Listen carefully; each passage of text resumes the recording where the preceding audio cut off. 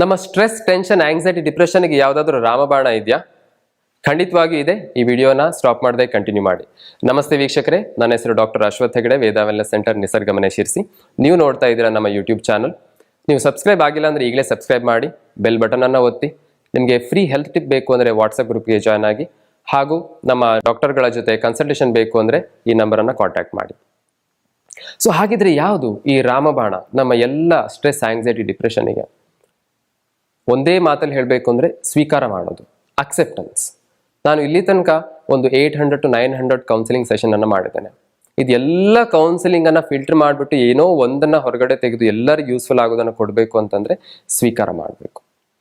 So acceptance ಅಂದ್ರೆ ಏನು, ಸ್ವೀಕಾರ ಮಾಡೋದು ಅಂದ್ರೆ ಏನು? ಮೊಟ್ಟ ಮೊದಲನೇದಾಗಿ ಸ್ವೀಕಾರ ಮಾಡೋದು ಅಂದ್ರೆ ಏನ್ ಅಲ್ಲ ಅಂತ ನೋಡುವ. ಸ್ವೀಕಾರ ಮಾಡೋದು ಅಂದ್ರೆ ಅದನ್ನ ಮರ್ತು ಬಿಡೋದು ಅಂತಲ್ಲ. ಅಕ್ಸೆಪ್ಟೆನ್ಸ್ ಅಂದ್ರೆ ಅದ್ರ ಬಗ್ಗೆ ಏನು ಮಾಡದೆ ಇರೋದು ಅಂತನೂ ಅಲ್ಲ. It is not doing something. Acceptance ಅಂದ್ರೆ ವೀಕ್ನೆಸ್ ಅಲ್ಲ. ಅಕ್ಸೆಪ್ಟೆನ್ಸ್ ಅಂದ್ರೆ ಹೋಗ್ಲಿ ಬಿಡು ಅಂತ ಅವಾಯ್ಡ್ ಮಾಡೋದು, ನೆಗ್ಲೆಕ್ಟ್ ಮಾಡೋದು ಖಂಡಿತವಾಗಲ್ಲ. ಅಕ್ಸೆಪ್ಟೆನ್ಸ್ ಅಂದ್ರೆ ನಮ್ಮ ಹೃದಯ, ಮನಸ್ಸನ್ನ ಸಂಪೂರ್ಣವಾಗಿ ಓಪನ್ ಮಾಡಿ ಇದ್ದಿದ್ದನ್ನು ಇರೋ ಹಾಗೆ ತಗೊಳ್ಳೋದು. ಹಾಗಾದ್ರೆ ನಾವು ಯಾಕೆ ಮಾಡ್ಬೇಕು ಇದನ್ನ?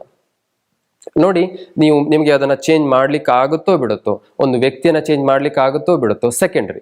ಫಸ್ಟ್ ನೀವು ಅದನ್ನ ಮಾನಸಿಕವಾಗಿ ಸ್ವೀಕಾರ ಮಾಡಿದ್ರೆ ಅದು ನಿಮ್ಮ ಮನಸ್ಸಿಂದ ಹೊರಗಡೆ ಹೋಯ್ತು ಅಂತ ತಿಳ್ಕೊಳ್ಳಿ. ನಾವು ಒಂದು ಮೆಡಿಕಲ್ ಪ್ರೊಫೆಷನಲ್ ಇರುವಾಗ, ನಾವು ನ್ಯಾಚುರೋಪತಿ ಯೋಗ ಫಿಸಿಷಿಯನ್ ಆಗಿ ನಮ್ಮ ಎದುರುಗಡೆ ಪೇಷಂಟ್ಗಳು ಬರ್ತಾರೆ.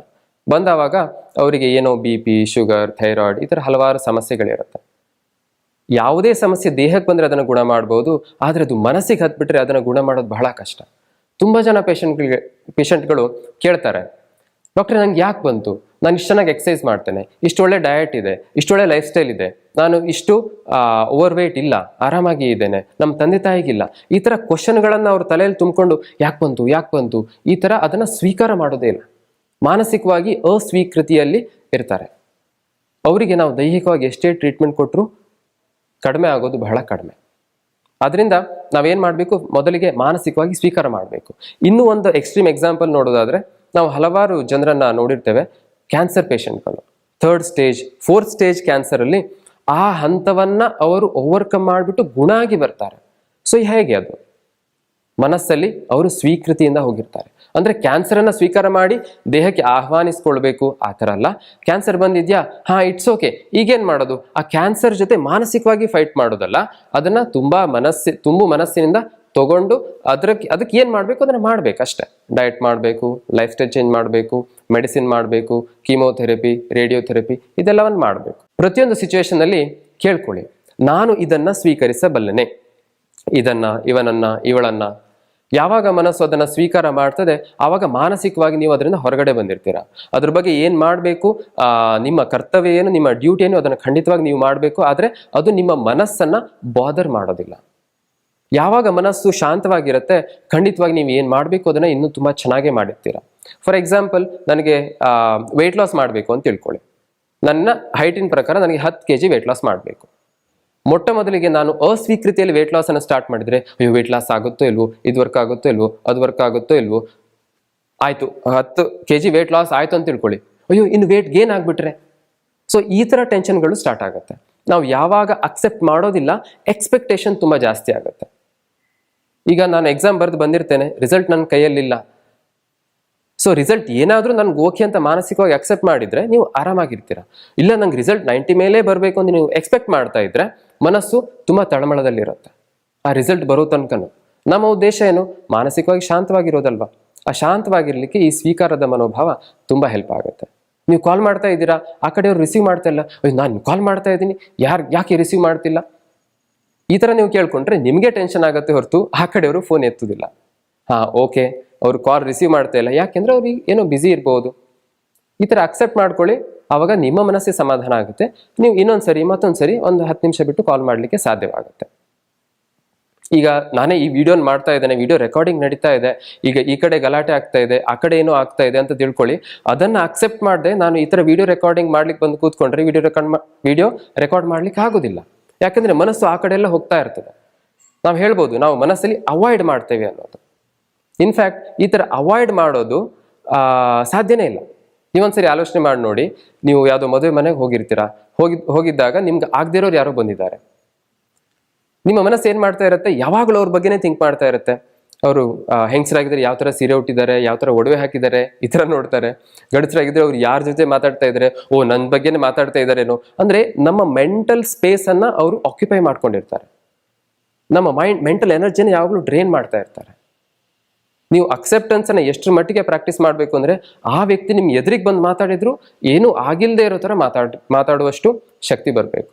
ಹಾಗಾದ್ರೆ ಪ್ರತಿಯೊಂದು ಸನ್ನಿವೇಶದಲ್ಲಿ ಪ್ರತಿಯೊಂದು ವ್ಯಕ್ತಿಯನ್ನ ನಾನು ಸ್ವೀಕರಿಸಬಲ್ಲೆನೆ ಅಂತ ಕೇಳ್ಕೊಳ್ಳಿ. ಅದನ್ನ ನೀವು ಮಾನಸಿಕವಾಗಿ ಸ್ವೀಕಾರ ಮಾಡಿದವಾಗ ನೀವು ಏನ್ ಮಾಡ್ಬೇಕು ಅಂದ್ರೆ ಇನ್ನೂ ಚೆನ್ನಾಗಿ ಮಾಡ್ಲಿಕ್ಕೆ ಸಾಧ್ಯವಾಗುತ್ತೆ. 90% ಆಫ್ ದ ಟೈಮ್ ಎಸ್ ಅನ್ನೋ ಆನ್ಸರ್ ಈಸಿಯಾಗಿ ಬರುತ್ತೆ. ಆದ್ರೆ ಒಂದು 10% ಟೈಮಲ್ಲಿ ಎಸ್ ಆನ್ಸರ್ ಬರೋದು ತುಂಬಾ ಕಷ್ಟ. ಈಗ ಫಾರ್ ಎಕ್ಸಾಂಪಲ್, ನನ್ನ ಹತ್ರದವ್ರು ಯಾರೋ ತೀರ್ಕೊಂಡ್ಬಿಟ್ಟಿದ್ದಾರೆ, ತುಂಬಾ ಯಂಗ್ ಏಜ್. ಅದನ್ನ ಹೇಗೆ ಅಕ್ಸೆಪ್ಟ್ ಮಾಡೋದು, ಹೇಗೆ ಸ್ವೀಕಾರ ಮಾಡೋದು? ಹಾಗಂತ ಮನಸ್ಸು ಜೊತೆ ಫೈಟ್ ಮಾಡಬೇಡಿ. ಆ ಅಸ್ವೀಕೃತಿಯನ್ನ ಸ್ವೀಕಾರ ಮಾಡಿ. Can I accept this? No. ಆ ನಾನ್ ಅಕ್ಸೆಪ್ಟೆನ್ಸ್ ಅನ್ನ ಸ್ವೀಕಾರ ಮಾಡಿ. ಫಸ್ಟ್ ಆ ನಾನ್ ಅಕ್ಸೆಪ್ಟೆನ್ಸ್ ಅನ್ನು ಸ್ವೀಕಾರ ಮಾಡಿ ಮನಸ್ಸು ಓಪನ್ ಅಪ್ ಆಗುತ್ತೆ. ಇಟ್ಸ್ ಓಕೆ, ನಂಗೆ ಸ್ವೀಕಾರ ಮಾಡ್ಲಿಕ್ಕೆ ಆಗ್ತಾ ಇಲ್ಲ. ಫಸ್ಟ್ ಮನಸ್ಸನ್ನ ಕಾಮ್ ಡೌನ್ ಮಾಡಿ. ಆ ನಂತರ ಯಾಕೆ ಸ್ವೀಕಾರ ಮಾಡ್ಲಿಕ್ಕೆ ಆಗ್ತಾ ಇಲ್ಲ, ಇದನ್ನ ಹೇಗೆ ಸ್ವೀಕಾರ ಮಾಡಬಹುದು, ಇದೇ ತರ ಸನ್ನಿವೇಶವನ್ನ ಬೇರೆಯವ್ರು ಹೇಗೆ ಸ್ವೀಕಾರ ಮಾಡಿದ್ದಾರೆ, ಈ ತರ ಮನಸ್ಸು ಓಪನ್ ಅಪ್ ಆದವಾಗ ಆ ತರ ಒಂದೊಂದು ಕ್ವಶನ್ ಅನ್ನ ಹಾಕೊಳ್ತಾ ನಿಧಾನವಾಗಿ ಡೈಲಿ 1% ಸ್ವೀಕಾರ ಮಾಡಿದ್ರೆ ಒಂದು 100 ದಿನದಲ್ಲಿ 100% ಸ್ವೀಕಾರ ಮಾಡಲಿಕ್ಕೆ ಸಾಧ್ಯವಾಗುತ್ತೆ. ಅದು ಎಷ್ಟೇ ಕಷ್ಟವಾದ ಸನ್ನಿವೇಶ ಇರಲಿ, ಸ್ವೀಕಾರದ ಕಡೆಗೆ ನಾವು ಡೈಲಿ ಒಂದೊಂದೇ ಹೆಜ್ಜೆ ಇಟ್ಟಾವಾಗ ನಮ್ಮ ಮನಸ್ಸು ಹಗುರವಾಗ್ತಾ ಬರ್ತದೆ. ಇಲ್ಲಾಂದ್ರೆ ನಾವು ಹೇಳ್ತೇವೆ ಟೈಮ್ ಹೀಲ್ಸ್. ಶುದ್ಧವಾದ ಸುಳ್ಳು. ಟೈಮ್ ಹೀಲ್ಸ್ ಅಂದ್ರೆ ಏನು? ಈಗ ಒಂದೇನೋ ಆಗಿದೆ, ಅದ್ರ ಮೇಲೆ ಹಲವಾರು ಮೆಮೊರಿಗಳು ಪೈಲಪ್ ಆಗಿ ಅದು ಮರ್ತು ಹೋಗುತ್ತೆ. ಒಂದು ಮೂಲೆಯಲ್ಲಿ ಕೂತ್ಕೊಂಡು ಅದ್ರ ಬಗ್ಗೆ ಆಲೋಚನೆ ಮಾಡಿದವಾಗ 20 ವರ್ಷ ಆದ ನಂತರನೂ ಅದೇ ತರ ಫೀಲಿಂಗ್ ನಿಮಗೆ ಬರುತ್ತೆ. ನಾನು ಹಲವಾರು ಕೌನ್ಸಿಲಿಂಗ್ ಮಾಡಿದ್ದೇನೆ. ಆ ಕೌನ್ಸಿಲಿಂಗ್ ಅಲ್ಲೆಲ್ಲ ಏನ್ ಮಾಡ್ತಾರೆ, ಅಳ್ತಾರೆ. ಆಮೇಲೆ ಕೇಳುವಾಗ ಯಾವಾಗ ಆಗಿರುತ್ತೆ, 20 ವರ್ಷ ಹಿಂದೆ ಆಗಿರುತ್ತೆ. ಆ ವ್ಯಕ್ತಿಗ ಬದುಕೇ ಇರೋದಿಲ್ಲ. ಅವ್ರು ಇನ್ನೂ ಮನಸ್ಸಲ್ಲಿ ಇಟ್ಕೊಂಡು ಕೊರಗ್ತಾ ಇರ್ತಾರೆ. ಯಾಕೆ ಹೇಳಿ? ಅದನ್ನ ಅವ್ರಿಗೆ ಇನ್ನೂ ಸ್ವೀಕಾರ ಮಾಡ್ಲಿಕ್ಕೆ ಆಗ್ತಾ ಇಲ್ಲ. ಹಾಗಾದ್ರೆ ಮೊದಲನೇದಾಗಿ ಯಾವಾಗಲೂ ಒಂದು ಪ್ರಶ್ನೆ ಕೇಳ್ಕೊಳ್ಳಿ, ನಾನು ಇದನ್ನ ಸ್ವೀಕರಿಸಬಲ್ಲೆನೆ. ಆನ್ಸರ್ ಎಸ್ ಅಂತ ಬಂದ್ರೆ ನೀವು ಅದರಿಂದ ಮಾನಸಿಕವಾಗಿ ಹೊರಗಡೆ ಬಂದಿರ್ತೀರಾ. ನೋ ಅಂತ ಬಂದಾವಾಗ ರಿಫ್ಲೆಕ್ಟ್ ಮಾಡಿ, ಫೈಟ್ ಮಾಡಬೇಡಿ ಅದ್ರ ಜೊತೆ. ಆ ಅಸ್ವೀಕೃತನ ಸ್ವೀಕಾರ ಮಾಡಿಬಿಟ್ಟು ಆನಂತರ ಹೇಗೆ ಸ್ವೀಕಾರ ಮಾಡಬಹುದು, ಯಾಕೆ ಸ್ವೀಕಾರ ಮಾಡ್ಲಿಕ್ಕೆ ಆಗ್ತಾ ಇಲ್ಲ, ಬೇರೆಯವರು ಯಾವ ತರ ಸ್ವೀಕಾರ ಮಾಡಿದ್ದಾರೆ, ಈ ತರ ಪ್ರಶ್ನೆಯನ್ನ ತಗೊಂಡು ನಿಧಾನ ಸ್ವೀಕಾರದ ಕಡೆಗೆ ನಿಮ್ಮ ಹೆಜ್ಜೆ ನೀಡಿ. ನಿಮ್ಮ ಎಲ್ಲಾ ಸ್ಟ್ರೆಸ್, ಟೆನ್ಷನ್, ಆಂಗ್ಸೈಟಿ ನಿಮ್ಮನ್ನ ದೂರ ಓಡ್ ಹೋಗುತ್ತೆ. ಹಾಗಾದ್ರೆ ಮುಂದಿನ ಸಂಚಿಕೆಯಲ್ಲಿ ಇನ್ನೊಂದು ಟಿಪ್ ಜೊತೆ ಬರ್ತೇನೆ. ನನ್ನ ಹೆಸರು ಡಾಕ್ಟರ್ ಅಶ್ವಥ್ ಹೆಗಡೆ. ನಮಸ್ತೆ.